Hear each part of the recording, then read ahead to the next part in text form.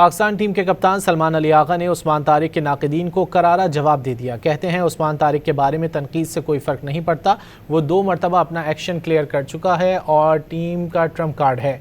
कोलंबो में press conference करते हुए सलमान आगा ने कहा कि कल के मैच के लिए हर तरह से तैयार होकर आए हैं। पाकिस्तान टीम के कप्तान सलमान अली आगा ने उस्मान तारिक के नाक़िदीन को करारा जवाब दे दिया। कहते हैं उस्मान तारिक के बारे में तनकीद से कोई फ़र्क नहीं पड़ता, वो 2 मरतबा अपना एक्शन क्लियर कर चुका है और टीम का ट्रम्प कार्ड है। कोलंबो में प्रेस कॉन्फ्रेंस करते हुए सलमान आगा ने कहा कि कल के मैच के लिए हर तरह से तैयार होकर आए हैं। पाकिस्तान टीम के कप्तान सलमान अली आगा ने उस्मान तारिक के नाक़िदीन को करारा जवाब दे दिया। कहते हैं उस्मान तारिक के बारे में तनकीद से कोई फ़र्क नहीं पड़ता, वो 2 मरतबा अपना एक्शन क्लियर कर चुका है और टीम का ट्रम्प कार्ड है। कोलंबो में प्रेस कॉन्फ्रेंस करते हुए सलमान आगा ने कहा कि कल के मैच के लिए हर तरह से तैयार होकर आए हैं।